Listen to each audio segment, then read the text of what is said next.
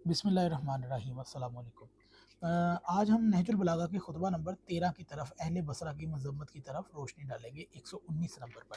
तो हज़रत अली ने 3 दिन बाद जमल से फ़ारिग होते यानी कि जंग जमल में आयशा के लश्कर को शिकस्त हुई तो हज़रत अली ने जामिया मस्जिद वहाँ की बसरा की वहाँ पर एक वसी खुतबा दिया। तो उसके लिए आप ये पिछली वीडियो देख सकते हैं, लेकिन हम वीडियो की यानी कि तशरीह में जंग जमल और बसरा के वाक़यात कैसे वजूद में आए उसके ऊपर नज़र डालेंगे। इस जंग की दाग बेल यूँ पड़ी कि जनाब आयशा बावजूद दीगर हज़रत उस्मान की ज़िंदगी में इनकी सख्त मुखालफत किया करती थी और मुहासरा में इनको छोड़कर मदीना से मक्का की तरफ रवाना हुई। मतलब कि जब आयशा उस्मान की इतनी खुलकर मुखालफत करती थी, जबकि तिबरी तक के अंदर अल्फाज मौजूद है कि ये नासल यानी कि या नासल एक मदीना के अंदर एक बुढ़ा यहूदी था और वो बड़ा बदसूरत सा था। तो आयशा उसकी निस्बत देती थी हज़रत उस्मान पर और कहती थी ये नासल काफिर हो गया है, इसको कत्ल कर दो।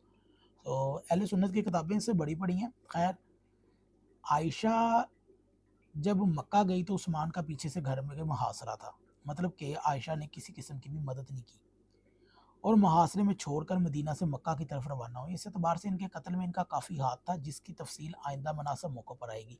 मगर जब आपने मक्का से मदीना की तरफ पलटे हुए अब्दुल्ला इब्ने सलमा से ये सुना कि उस्मान के बाद अली इब्ने अबी तालिब को खलीफा तस्लीम कर लिया गया, तो बेसाख्ता आपकी ज़ुबान से निकला, अगर तुम्हारे साथी की बैत हो गई है तो काश ये आसमान ज़मीन फट पड़े, मुझे मुझे अब मक्के ही की तरफ जाने दो। चुनाचा आपने मक्का की वापसी का तहिया कर लिया और फरमाने लगी, खुदा की कसम उस्मान मजलूम मारेंगे और मैं इनके खून का इंतकाम लेकर रहूंगी। अब्दुल्ला इब्ने सलमा ने जब यूं ज़मीनो आसमान बदला हुआ देखा तो हैरत से कहा कि आप क्या फरमा रही हैं? आपने तो फरमाया करती थी इस नासल को कत्ल करो, ये बेदीन हो गया है। जो मैंने आपको तबरी के अल्फाज बताए थे पहले। आपने फरमाया मैं क्या, सभी लोग ये कहा करते थे, मगर छोड़ इन बातों को, जो मैं इस कह रही हूँ वो सुनो, वो ज़्यादा बेहतर और काबिल तवज्जो है। भला ये भी कोई बात हुई कि पहले तो इनसे तौबा करने के लिए कहा जाता है और फिर इसका मौका दिए बगैर इन्हें कत्ल भी कर दिया जाता है। इस पर इब्ने अबी सलमा ने आपसे मुखातब होकर ये शेर पढ़े, आप ही ने पहल की, आप ही ने मुखालफत की, तूफ़ान बादो बारां उठाए और आप ही अपना रंग बदल रही हैं। फिरोज़ाबादी की कामूस में लिखा है कि नासल के मायने बदबू और बुढ़े अहमक के होते हैं और मदीना में एक यहूदी इसका नाम था और एक दराज रेश शख्स भी था जिससे हज़रत उस्मान को तशबीह जाती थी। ये बुखारी के अंदर भी आपको अल्फाज मिल जाते हैं।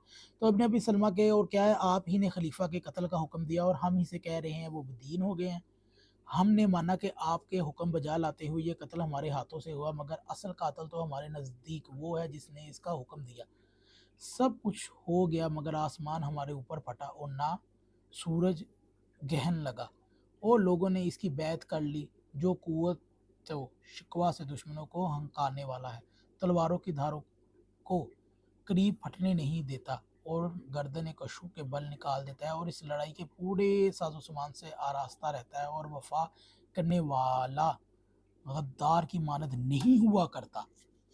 तो ये थी हज़रत आयशा की पहले कि वो उनको क्या कहती थी। मतलब कि हज़रत आयशा ने सबसे पहले उस्मान को जब उसके घर का मुहासरा हो गया तो उनको छोड़कर मक्का चले गई। तो हमारा अहले सुन्नत भाइयों से ये सवाल है कि जब उस्मान के घर का मुहासरा हो गया, यानी कि बलवाई जो आप कहते हैं जी, वो ये थे ये वो थे, उन्होंने उस्मान के घर का मुहासरा किया, तो आयशा मक्का क्यों गई? आयशा ने क्यों उन बलवाइयों को बुरा नहीं कहा? तो आप लोगों के अंदर भी ऐसे खारजी छुपे हुए हैं, ऐसे नासबी छुपे हैं जो हज़रत अली को इसका ज़िम्मेदार डालते हैं, माज़अल्लाह माज़अल्लाह माज़अल्लाह। तो उनको हज़रत आयशा क्यों नहीं नज़र आती, जो फतवे दिया करती थी और उनको नासल कहती होती थी, जो एक यहूदी मदीने का एक यहूदी बुड्ढा था। तो हमारी गुजारिश है कि जंग जमल पर इतराज़ करने से पहले आयशा ने जो हज़रत उस्मान से मुतल्लिक़ अल्फ़ाज़ आपकी किताबों में लिखे हुए हैं वो आप बयान करें। आप ये कहकर जान नहीं छुड़वा सकते झूठ बोलकर आवाम को कि भई वो रवायतें तो सही नहीं है। अगर जब पता लगे सही है तो फिर उसमें से बहाने ढूँढते हैं कि जी इसका एक रावी तो ये शिया हो सकता है या ये है या वो है। तो बुखारी के अंदर तो 121 रावी शिया हैं, तो आप पूरी बुखारी को क्यों मानते हैं? उसको बाहर तो सही भी लिखा हुआ है। तो आप तारीख से नहीं भाग सकते, आप अहादीस से नहीं भाग सकते। दर हकीकत आप शियों से भाग रहे हैं क्योंकि वो आपको आपका आईने में चेहरा दिखाते हैं। अगर आपको ये वीडियो अच्छी लगे तो ज़रूर शेयर कीजिएगा। आने वाले वक्त में आपको हम मदीना के मज़ीद अहवाल बताएंगे।